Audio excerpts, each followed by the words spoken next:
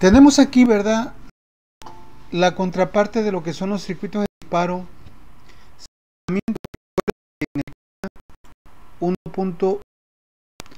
Se trataba precisamente de que en la mayoría de los casos compartían la misma fuente de voltaje. Me voy a regresar a hacer referencia a ello. El primero que vimos, ¿verdad?, que fue la red pasiva RC, donde de una de las placas del capacitor se tomaba para poder pulso de corriente que requiere el tiristor. Pues aquí vemos que tanto la red RC como la carga y el tiristor están conectados a la misma fuente, ¿sí? Luego vemos el doble circuito RC, que por aquí había un puente, pero de igual manera, ¿verdad?, el voltaje que le llega a la fuente y que le llega a la carga y al tiristor, pues también es el mismo que le llega a la red RC, que es la que controla el circuito de disparo. Luego vimos otros dispositivos de rompimiento, ¿verdad? Fue el caso del DIAC, perdón. De igual manera, el circuito de disparo estaba alimentado de la misma fuente de voltaje. El circuito de disparo con SBS, y también, ¿verdad?, que resultó que este circuito, al igual que en el caso del DIAC, se alimenta también de la voltaje. Entonces nos damos cuenta aquí que los circuitos de disparo sin aislamiento son aquellos donde los dispositivos, ¿verdad?, el propio circuito de disparo está alimentado de la misma fuente. Sin embargo, estos circuitos que en el tema 1.1 se utilizan generalmente para controlar uno, máximo dos tiristores. Pero ¿qué pasa cuando ya las exigencias son mayores? Por ejemplo, el caso de un puente rectificador controlado, ¿verdad?, monofásico, ahí ya son 4 tiristores, y si el puente es trifásico van a ser 6 tiristores. Hay que estar, ¿verdad?, controlando 6 disparos a lo largo de la onda de los 360 grados. Hay que los disparando de manera consecutiva. Entonces estos circuitos que vimos ya no sirven para tal fin. Entonces tenemos que recurrir a la electrónica digital y a la electrónica analógica muchas veces. Y como ya sabemos, la electrónica analógica y la digital manejan potencias bajas, ¿verdad?, voltajes bajos, corrientes bajas, sobre todo los voltajes, ¿verdad?, que pueden ser de 5, 9, 12, 15 volts. Ahora bien, actualmente, ¿verdad?, la mayoría de los convertidores estáticos de potencia utilizan un control mediante microprocesador, y los microprocesadores utilizan un voltaje de 5 volts. Entonces puede ser que el circuito de potencia, aquí conviene mencionar lo siguiente: todo sistema de potencia, ¿verdad?, utilizado en electrónica de potencia se caracteriza por tener 12 etapas. La etapa de control, que es la que proporciona la activación, los pulsos de disparo a la compuerta de los tiristores o a los transistores de potencia. Y por otro lado tenemos la etapa de potencia, que es donde va a estar la carga, van a estar los tiristores, y como sabemos, ahí es donde va a estar el alto voltaje y la alta corriente. Entonces, imaginan un convertidor estático que esté trabajando tan solo a 220 volts y el microprocesador que esté trabajando a 5 volts, pues es mucha la diferencia de voltaje. Tenemos que protegerlos, tenemos que aislarlos. Ya ni se diga 440, 1100 volts, pues ya son mucho mayor el voltaje. Entonces, los circuitos de disparo con aislamiento hacen precisamente esa tarea: separar eléctricamente, que no haya una conexión física entre la parte de control y la parte de potencia. Para poder, fíjense bien, conseguir esta característica de aislamiento, a ver, en este tema se utilizan dos dispositivos, realmente, que son los optoacopladores y otros que son los transformadores de pulso. Vamos a ver cada uno de ellos, las características que tienen y cómo utilizarlos para tal fin. Bueno, vamos a ver qué nos dice aquí la teoría que viene aquí en la presentación. Dicen: los convertidores con transistores existen diferencias de potencial entre las diferentes etapas que integran el sistema.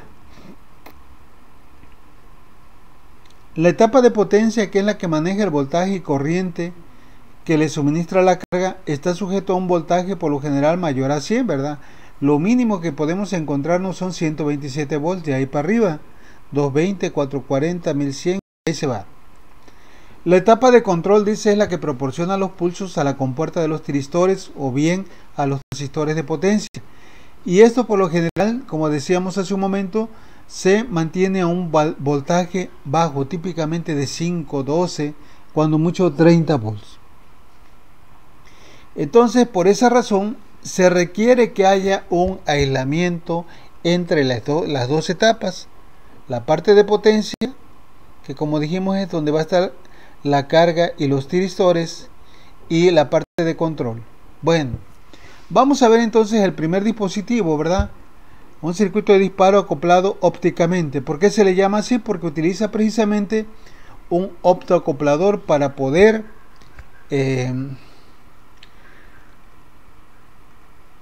separar ambas etapas que ya hemos mencionado.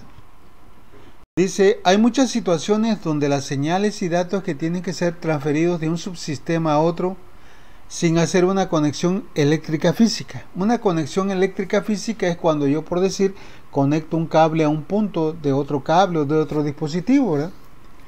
A menudo esto se debe, dice, que la fuente y el destino están a niveles de voltaje muy diferentes. Como por ejemplo un procesador que maneja 5 volts de CD, pero se usa para controlar un triac que maneja 240 volts de CA. En tales situaciones el enlace entre ambos dispositivos está aislado para proteger el microprocesador de un posible daño por sobrevoltaje.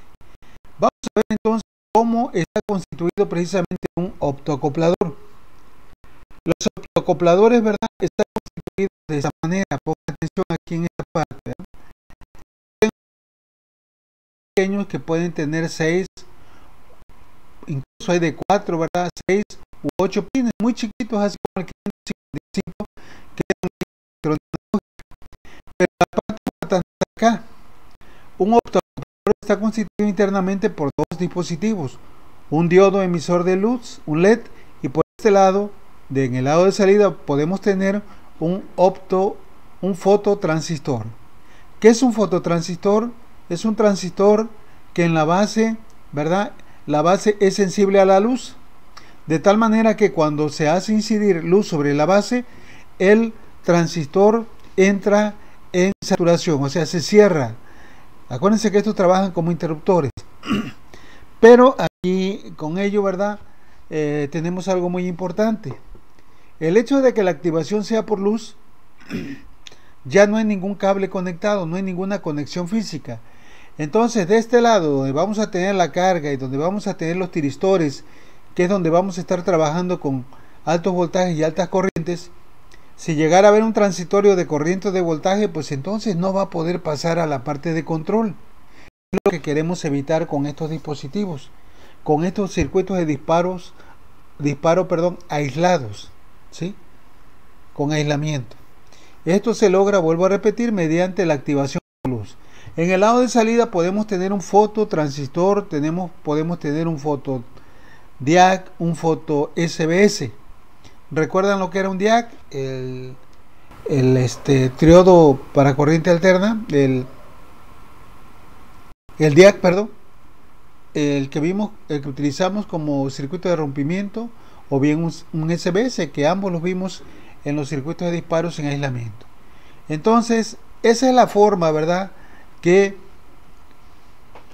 con la cual se puede lograr el aislamiento. Ahora bien, dice: los optoacopladores típicamente vienen en un chip de 6 u 8 pines, pero son esencialmente una combinación de dos dispositivos distintos. Un transmisor óptico típicamente de galio arsénico y un receptor óptico como un transistor, un DIAC activado por luz. Los dos están separados por una barrera transparente, como se ve aquí esta raya, que bloquea cualquier flujo de corriente entre los dos componentes. Es decir, esta barrera, ¿verdad?, permite el paso de la luz de la entrada del diodo hacia el fototransistor, pero no permite el paso de la corriente de aquí para acá. Vamos a ver que estos dispositivos son capaces del orden de 7500 volts. ¿Qué quiere decir esto? Que acá en el lado de salida puedo tener 7500 volts sin que se me refleje, sin que haya algún problema de este lado. Bueno, vamos entonces a ver las características de estos optoacopladores. Por lo general, dice, las conexiones eléctricas, o sea, los pines de la sección de entrada donde está el LED, están sobre un lado del circuito integrado, y aquellas para la salida donde está el fototransistor, el fotodiac o el SBS van a estar del otro lado del chip para separarlo físicamente tanto como sea posible. Esto por lo general, dice, permite a los optocopladores manejar tensiones de aislamiento que van de 500 a 7500. ¿Ok? Entonces, dice aquí en esta parte, ¿no? Los pines de entrada van de un lado del chip y los pines de salida van del otro lado. Aquí podemos ver también. Acá tenemos el LED y acá tenemos el fotoreceptor.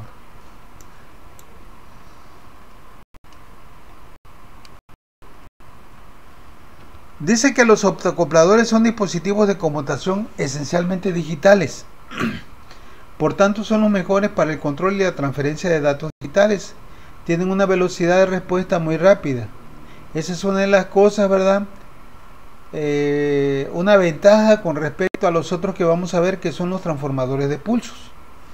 Bueno, las señales analógicas, dicen, pueden ser transferidas mediante una modulación de anchura de pulso. En el caso de que se quisiera hacer una transferencia de una señal analógica, se tendría que ir transfiriendo mediante una señal PWM.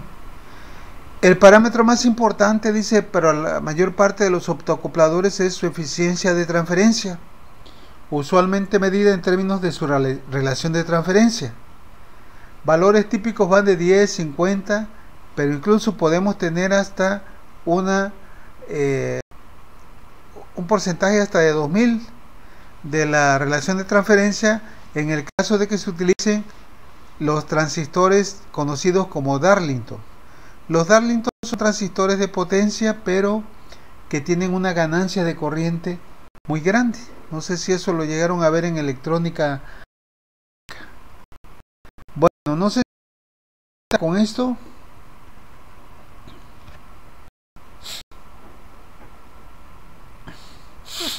¿Alguna duda que tengan?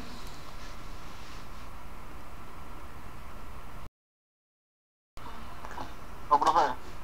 Vamos a ver uno de ellos, ¿verdad? Hay varios. Por ejemplo, el MOC3010. Este optoacoplador consiste, dice, de un diodo emisor infrarrojo de galio arsénico acoplado ópticamente con un interruptor bilateral de silicio, el SBS. Y está diseñado, dice, para aplicaciones que requieren la activación de un TRIAC. O sea que este dispositivo se utiliza sobre todo para activar TRIACs. Con aislamiento, una pequeña corriente alterna de comportamiento eléctrico que va hasta 7500 volts. Además, dice, de un pequeño tamaño, bajo precio. Entonces aquí pueden ver que el chip solamente contiene 6 pines, 6 terminales. De un lado tenemos el diodo y del otro lado tenemos el interruptor bilateral. Pueden observar que el pin 1 es el ánodo del diodo, el 2 es el cátodo. O sea que de la parte de control la señal tiene que llegar acá para activar el diodo, al LED. Y cuando el LED se activa, pues se activa también al interruptor de este lado. Aquí vemos que la terminal principal 1 pues está entre la 6 y la 4. entre 5 y 3 no hay conexión, o sea, no debemos de conectar nada. Bueno, ¿dónde vamos a utilizar este tipo de dispositivo? El MOC. Bueno, algunas aplicaciones recomendadas, dice, para este tipo de optoacopladores para trabajar a 115 volts, aunque puede controlar más porque acuérdense que el voltaje de aislamiento es hasta 7500, bien puede trabajar a 220, 440, no hay problema, 1100. Es para el control de válvulas solenoides. ¿Qué son las válvulas solenoides? ¿Sí las conocen? Pues son válvulas, ¿verdad?, que utilizan un electroimán para abrir o cerrarse. Tal es el caso de las electroválvulas neumáticas o hidráulicas. Ok, entonces utilizan un solenoide, o bien para válvulas fluorescentes, también para control de motores y sobre todo el aislamiento entre los microprocesadores y sus periféricos, relevadores de estado sólido, dimers para lámparas incandescentes e interruptores estáticos de AC. Bueno, cabe resaltar lo siguiente: cuando nosotros vimos el RCT en la unidad 1, ¿se recuerdan? El tiristor, el RCT, ese tiristor llevaba un diodo en antiparalelo entre el ánodo y el cátodo, y decíamos en ese momento que ese diodo era para proteger al tiristor de sobrevoltajes de transitorio, sobre todo, ¿verdad?, cuando ese tiristor trabajaba con cargas inductivas. Tal es el caso del solenoide, de las balastras y de los motores, porque cada uno de ellos, ¿verdad?, tiene una inductancia. Y comentamos en su momento que las inductancias, cuando un interruptor está conmutando una inductancia, cuando se cierra el interruptor, la inductancia, ¿verdad?, almacena un campo magnético, almacena energía mediante un campo magnético. Y cuando se abre el interruptor, esa energía almacenada tiene que disiparse. Hay redes, ¿verdad?, para poder disipar esa energía. Pero aún así puede ser que se tenga un transitorio de voltaje. Entonces, es crítico, ¿verdad?, que nosotros no sepamos esto, porque podemos dañar a nuestro dispositivo. Entonces, puede haber transistorios en el lado de alta potencia, y por esa razón se utiliza, ¿verdad?, el MOC 3010. ¿Para qué? Para separar o para aislar la parte de potencia de la parte de control, de tal manera que si llegara a haber un transitorio, pues de este lado no pasa hacia el lado de la entrada, y como consecuencia no va a afectar en ningún momento el circuito electrónico de control para la activación de los tiristores. Bueno, entonces son varias las aplicaciones. Vamos a ver una de ellas. Aquí dice: la figura siguiente muestra las conexiones del MOC 3010 controlando a un triac con diferentes tipos de cargas. Esto, si recuerdan quién era el 1 y el 2, pues era el ánodo y el cátodo. Aquí se supone que viene de aquí hay una fuente, ¿verdad?, de voltaje VCC, una resistencia en serie, y esto viene posiblemente de un microprocesador, de una tarjeta, de un microprocesador, un microcontrolador. Entonces, esto es la entrada que va a activar a esto, y cuando se activa el diodo, se va a activar el SBS. ¿Para qué? Para activar la corriente, la compuerta, perdón, de este triac. Este triac está trabajando a 120 volts. La parte de control va a trabajar solo a 5 volts. Y tenemos como carga una resistencia. Es una carga resistiva. Entonces, cuando es una carga resistiva, no hay tanto problema. Nada más aquí conviene ponerle una resistencia de 180 ohms entre el cátodo, entre la terminal principal 2 del triac hacia la terminal, al pin 6 del MOC 3010. Pero la cosa cambia cuando nosotros tenemos una carga inductiva, como decíamos, el caso de una electroválvula, de un balastro, para controlar un motor. Entonces pues ya hay que ponerle otra resistencia de 2.4 kilo ohms en serie, y aparte hay que colocarle por aquí un capacitor que vaya de este punto hacia la parte del la otra terminal del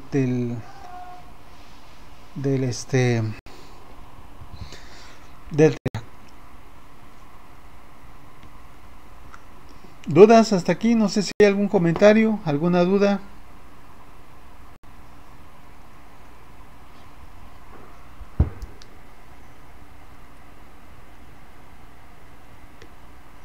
¿Dudas? No, profe.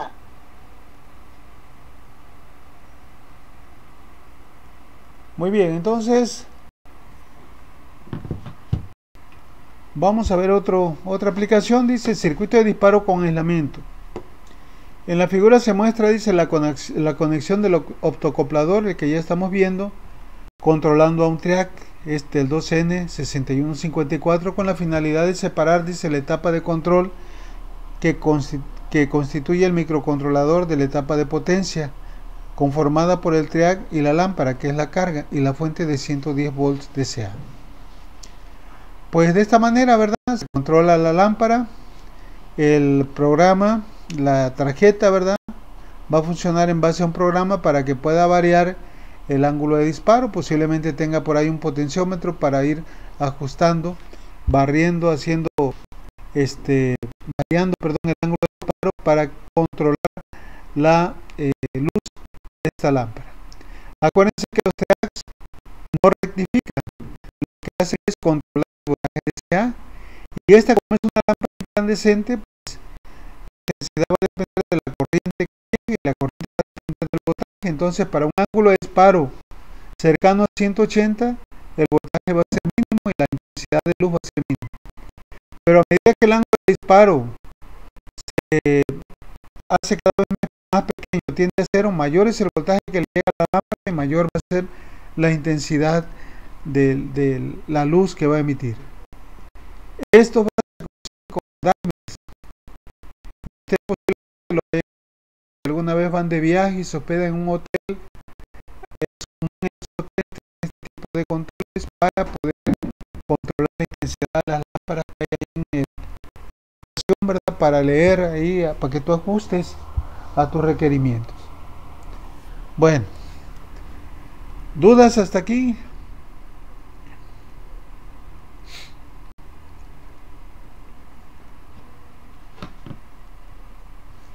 ¿No hay ninguna duda? No, Inge. Muy bien, entonces esto que vimos, ¿verdad? De los optocopladores, no tan solo es uno, ¿verdad? El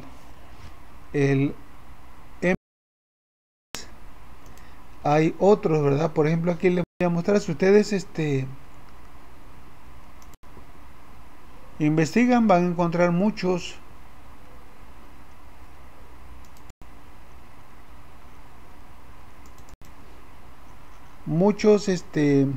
optocopladores. Por ejemplo, nosotros estamos trabajando, ¿verdad? Que se trata de corregir el factor de potencia.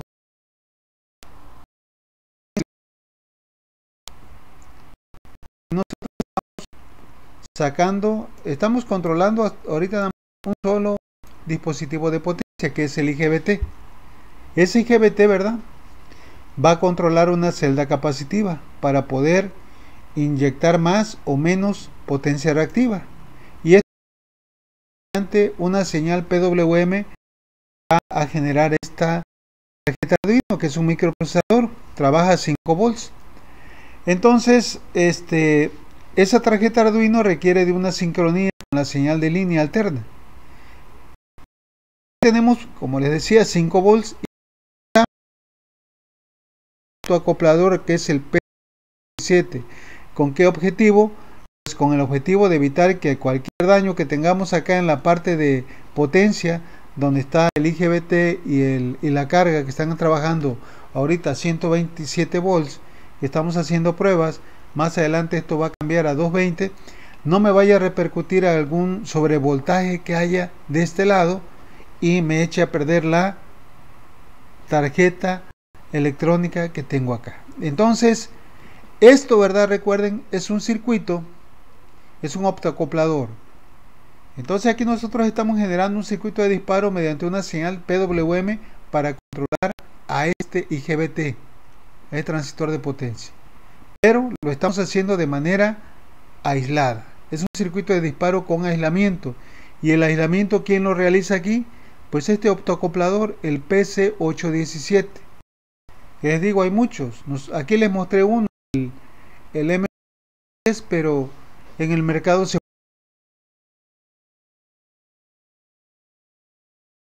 mayor complejidad, ¿eh? Entonces, ese es uno de los dispositivos con los cuales se puede lograr el aislamiento. Sin embargo, también tenemos otros dispositivos que son muy nobles, que son los transformadores de pulsos.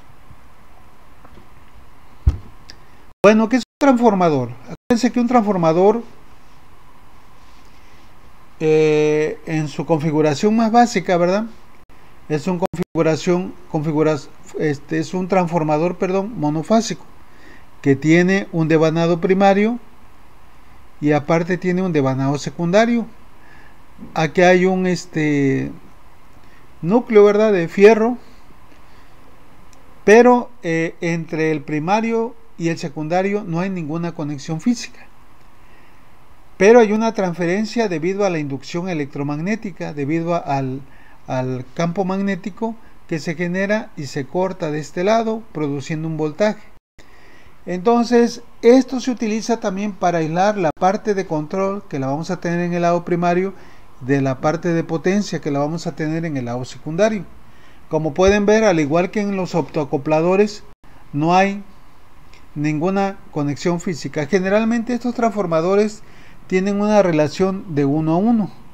Pueden tener un primario y pueden tener a veces 1, 2 o más secundarios, dependiendo, ¿verdad?, de los tiristores que vayamos a controlar. Este símbolo, ¿verdad?, este punto que vemos aquí, indica la polaridad. ¿Qué quiere decir esto? Por decir, en un transformador, si yo le meto una señal senoidal al primario y la polaridad está acá, pues esa señal va a ser igual en el secundario, no va a haber desfase. Pero si nosotros invertimos esto acá, ¿verdad?, y le ponemos la polaridad acá, entonces ya una señal senoidal, en la salida vamos a tener una señal senoidal pero negativa. Para los transformadores de pulsos, la polaridad generalmente se deja así, pero a veces cuando estamos controlando triacs, puede ser que se invierta para evitar un modo en el cual los triacs no trabajan adecuadamente, que conviene, ¿verdad?, evitarlo. Estos dispositivos son muy nobles, son de gusto y se utilizan en muchos dispositivos, por ejemplo en máquinas de soldar. Ustedes saben que las máquinas de soldar utilizan algunas, las de batalla, ¿verdad?, las que utilizan transformador eléctrico y son DC o así, o sea, perdón, sobre todo las inversoras. Las inversoras utilizan IGBTs y para disparar los IGBTs utilizan estos transformadores de voltaje, estos transformadores eléctricos. El drive de la máquina de papel, ¿verdad?, el puente rectificador trifásico que mueve los motores para mover los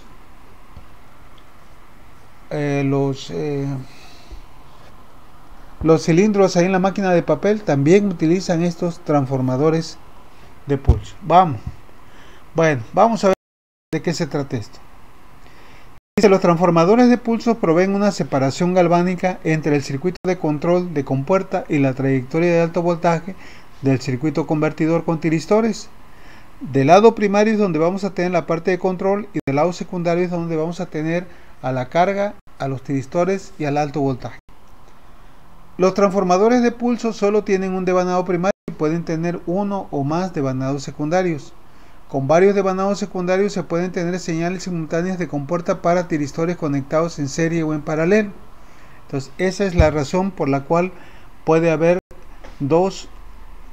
uno o dos o más devanados en el lado secundario. Bueno, estas son imágenes, ¿verdad?, de unos transformadores de pulso. Son muy pequeñitos, ¿verdad? Hagan de cuenta como de 1,5 por 1,5 centímetros. Es algo muy pequeño. No, la relación, decíamos, es de 1 a 1. No se trata de amplificar o reducir el voltaje, solamente se trata de transferir la información del lado primario al lado secundario y sobre todo de evitar la conexión física eléctrica. O sea, lo que queremos es el aislamiento. Bueno, vamos a ver cuáles son las características de los transformadores de pulsos. Tienen una relación de vueltas, decíamos, de 1 a 1. Si un transformador tiene una relación de vueltas de 1 a 1, quiere decir que la magnitud del voltaje de entrada va a ser igual a la magnitud de salida, siempre y cuando no hay pérdidas, ¿verdad? El devanado secundario se conecta, dice, a la compuerta y al cátodo del tiristor. El primario es excitado por el circuito de control. O sea, esto lo vamos a tener así. Esta parte va a ir a la compuerta y esta parte va a ir al cátodo. Recuerden que para activar a un tiristor debemos aplicarle un pulso entre la compuerta y el cátodo. En los circuitos de disparo que vimos anteriormente, ¿verdad? En la red de RC, el capacitor siempre estaba ahí, ¿verdad? Entre la compuerta y el cátodo. Igual aquí, ¿de dónde va a tomar energía el transformador? Pues de la energía que le transfiere el primario. Y el primario va a venir, ¿verdad? El pulso que le va a llegar al primario, pues va a venir de un circuito electrónico, posiblemente de una microprocesador, y aquí todavía hay que ponerle posiblemente un transistor para poder aumentar la corriente para que lo pueda controlar, porque la corriente que maneja el microprocesador es muy pequeña, entonces hay que ponerle un drive aquí para poder activar esto. Bueno, entonces estas son las características de los transformadores de pulsos. Para que nosotros entendamos el funcionamiento de un transformador de pulsos, vamos a ver un circuito de disparo que utiliza otro dispositivo de rompimiento conocido como SUS, que quiere decir interruptor unilateral de silicio. ¿Se acuerdan que el que vimos anteriormente antes del UJT era SBS? La B significa bilateral, aquí significa unilateral. O sea que este dispositivo solamente puede conducir corriente en un solo sentido. No como el SBS, que podía activarse con un voltaje positivo o con un voltaje negativo. Entonces vamos a meter aquí este dispositivo para que ustedes puedan entender cómo trabaja un circuito de disparo con aislamiento, ¿verdad? Pero que utiliza precisamente un transformador de pulsos. Vamos entonces a analizar las características de este dispositivo, que es el SUS. Dice, es un dispositivo de rompimiento. A ver, dígame ahorita, ¿cuántos, ya considerando cuántos dispositivos de rompimiento hemos visto?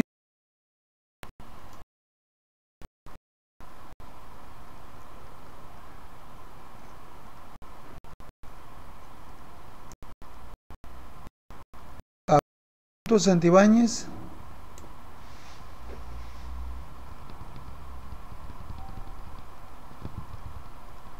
Si no saben, para que yo sepa que sí están aquí, que sí me escuchan. A ver, Dávila.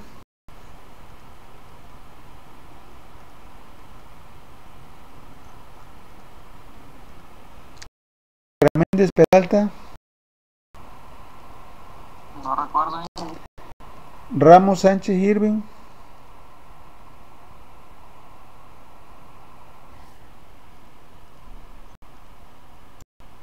Santiago Mendoza.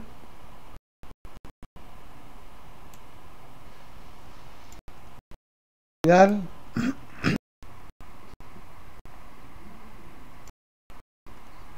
No recuerdan. Entonces, hasta ahorita hemos visto otro. El primero que vimos fue el DIAC. El DIAC decíamos que era un dispositivo bidireccional. Recuerden la gráfica del DIAC. Se podía activar cuando el voltaje llegaba a 30. Acuérdense que el voltaje de rompimiento oscilaba entre 26 y 32 volts. Entonces cuando llegaba menos o más 30 poniendo y menos 30. Luego vimos el SBS, también es un dispositivo de rompimiento, pero tiene un voltaje de rompimiento menor al DIAC.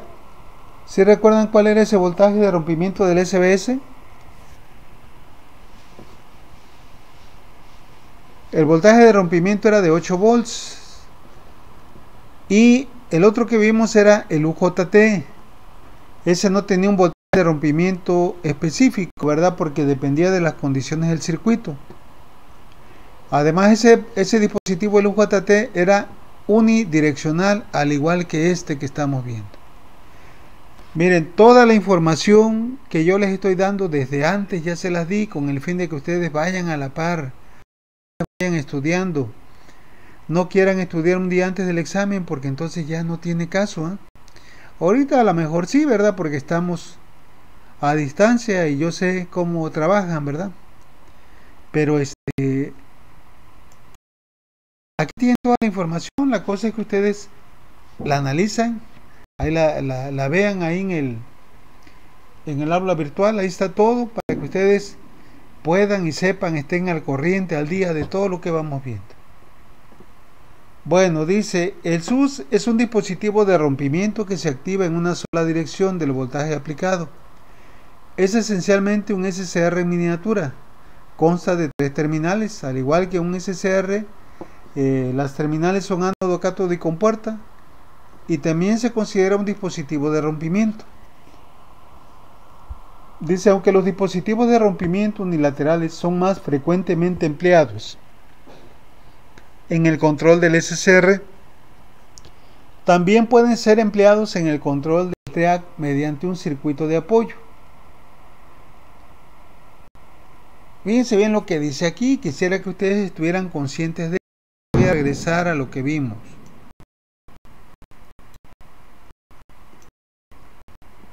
Cuando vimos el DIAC,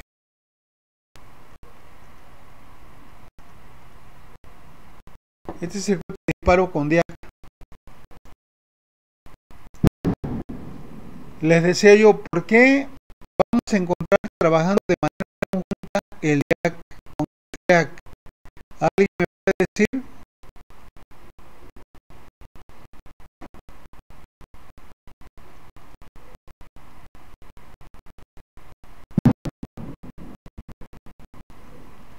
Vamos a suponer que fuera una pregunta de examen, ¿sí? ¿Por qué en los circuitos de disparo podemos encontrar trabajando de manera conjunta a un DIAC, ¿sí? Y para un TREAC? ¿Por qué razón? Dígame.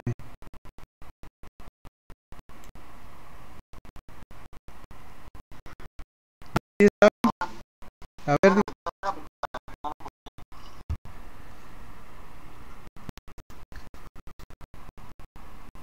¿por qué se encuentra trabajando de manera conjunta el DIAC con el TREAC?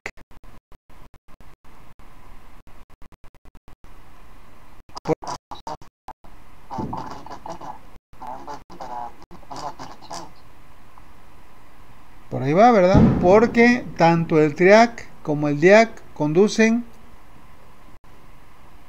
en ambas polaridades del voltaje de entrada. O sea, conducen cuando el voltaje es positivo y también cuando el voltaje es negativo.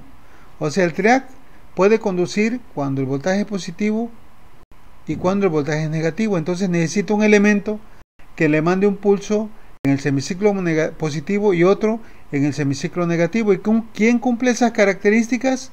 Pues el DIAC, porque conduce de igual manera que el TREAC. Ahora vamos a ver el otro que analizamos, que fue el SBS. También veíamos que era un dispositivo ¿de qué tipo? Bidireccional, conducía en las dos polaridades y por tanto también, ¿verdad? Lo vamos a encontrar trabajando de manera conjunta con el TREAC, ¿sí? Luego ya cuando empezamos a ver el UJT, llegamos al disparo del UJT, observen por favor, el UJT ¿a quién estaba controlando? ¿A quién controla el UJT aquí? Al SCR, ¿verdad? ¿Y qué características tiene el SCR? Pues el SCR solamente puede conducir en el semiciclo positivo cuando tiene polarización directa. En el semiciclo negativo no conduce porque queda polarizado de manera inversa. Y el UJT, recuerden la gráfica de característica de corriente voltaje, igual el UJT solamente puede conducir en el semiciclo positivo, o sea, con un voltaje positivo. Entonces, aquí van complementados, o sea, van trabajando de manera conjunta. Este necesita un pulso y este también puede generar un solo pulso.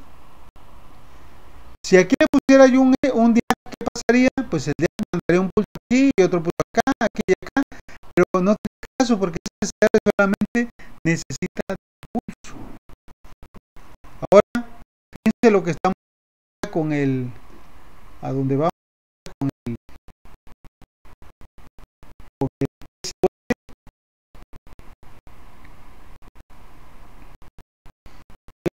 dice unilateral, o sea, solamente puede conducir entre las terminales, hay un voltaje positivo entre el ánodo y el cátodo.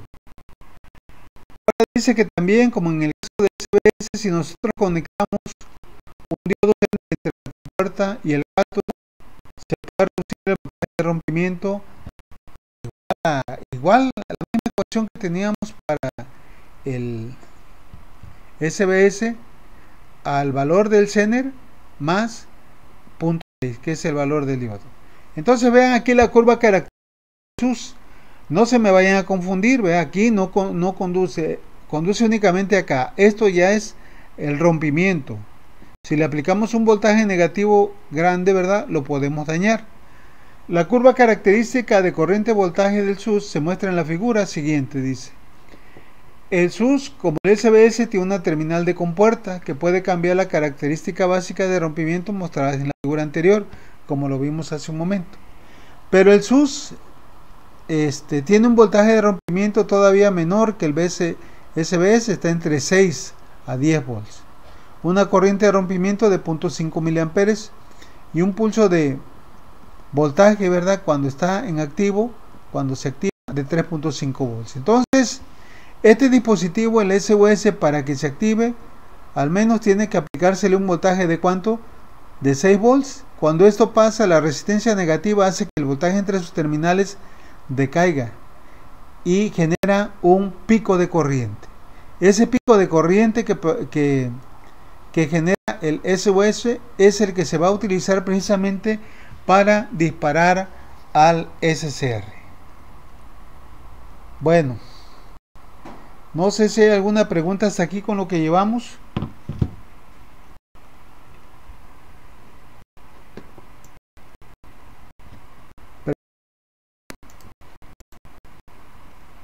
No, profe.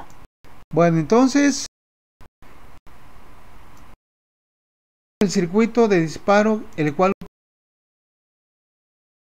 es SOS, ¿sí? Pero fíjense ahora qué pasó, ¿verdad? Nada más genera un pulso, semiciclo positivo, y sin embargo está controlando a un triac. ¿Sí lo pueden ver? Esto.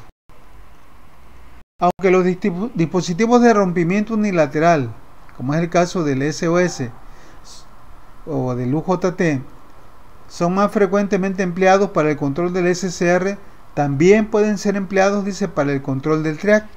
O sea, también los podemos utilizar, pero hay que hacer ciertas modificaciones al circuito. Y es lo que vamos a ver a partir de aquí. Vamos a dejar y ya mañana explicamos cómo es que el dispositivo, el SOS, va a proporcionar dos pulsos, uno en el semiciclo positivo y otro en el negativo, para controlar precisamente al triac. Y aquí vemos algo importante también, que este circuito, ¿verdad?, de disparo tiene aislamiento. Pueden ver aquí que tenemos el transformador de pulsos y vemos que ese transformador de pulsos tiene una polaridad invertida en el secundario. ¿Sí? Quiere decir que si yo le aplico un voltaje aquí, un pulso positivo, a la salida en el secundario voy a tener un pulso negativo. porque la polaridad la tomé al revés. ¿Vale?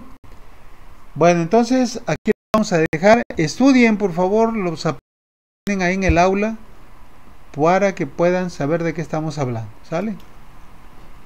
Bueno, entonces aquí lo vamos a dejar y nos vemos el día de mañana.